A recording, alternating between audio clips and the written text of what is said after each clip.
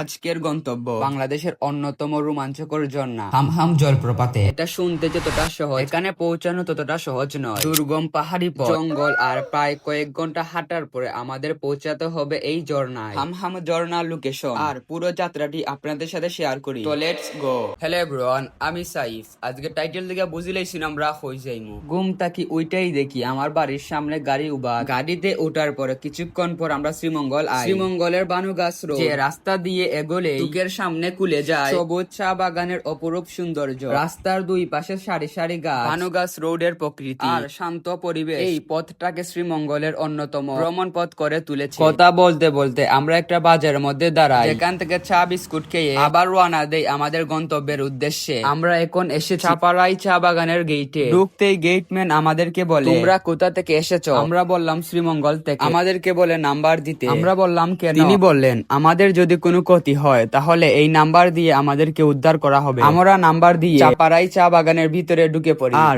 এই বাগানের চারপাশে সবুজ চা বাগান আর প্রকৃতির অপূর্ব সৌন্দর্য। আইসি আমরা মূল স্পট। শুক্রবার থাকায় অনেক পর্যটক হল আইসুন এই জায়গায়। গাড়ি পার্কিং করার লাগি এই জায়গার মধ্যে 100 টাকা করে দেওয়া লাগছে। এই জায়গায় যাওয়ার লাগি অবশ্যই বাসা থেকে মোজা সাথে করে আনবা, আর না হইলে এই জায়গার মধ্যে পায়ের হ্যাংলেট পাইবা, এখান থেকেও কিনতে পারবা। সাথে আপনারা বাঁশের লাঠিও কিনবেন, কারণ পাহাড়ের দুর্গম পথে হাঁটার সময় ভারসাম্য রাখতে সাহায্য করবে। এখন আমরা মূল ট্রেইলে ঢুকে পড়েছি। চারপাশ শুধু পাহাড় আর সবুজ জঙ্গল। যত সামনে যাচ্ছি ততই মনে হচ্ছে শহরের কোলাহল থেকে অনেক দূরে চলে এসেছি। শুরুতেই পথটা যতটা সহজ মনে হচ্ছিল, কিন্তু এখন ততটা সহজ মনে হচ্ছে না। সামনে উঁচু নিচু পাহাড়ি রাস্তা, কোথায় মাটি পিছলা, আবার কোথায় বেশ দুর্গম পথ। সত্যি কথা বলতে হাঁটতে হাঁটতে বেশ ক্লান্ত, কিন্তু একটা বিষয় মাথায় রেখেই আমরা এগোতে যাচ্ছি। এত কষ্টের পর সামনে যে দৃশ্যটা দেখতে পারবো সেটাই হবে আজকের আসল পাওনা। আর এই জায়গার সব থেকে সুন্দর বিষয় হলো এই দৃশ্যটা দেখা।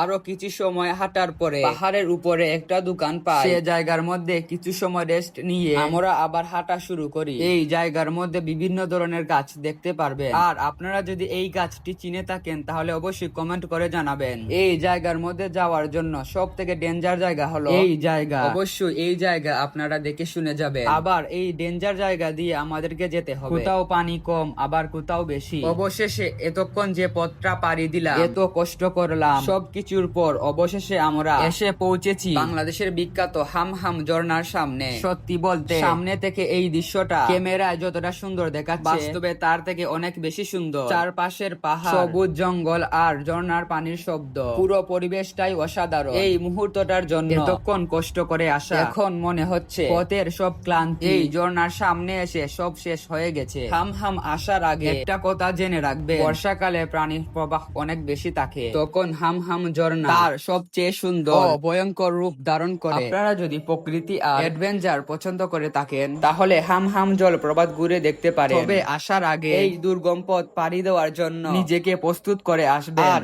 আপনাদের যদি লোকেশন জানতে সমস্যা হয় তাহলে কমেন্ট করবেন, ইনশাআল্লাহ রিপ্লাই দিব। আর আপনারা যদি এইরকম ভিডিও পছন্দ করে থাকেন তাহলে অবশ্যই লাইক কমেন্ট ফলো সাবস্ক্রাইব করতে পারেন। তো নেক্সট কোনো ভিডিওতে দেখাই। ভালো থাকবা, সুস্থ থাকবা, আল্লাহ হাফেজ।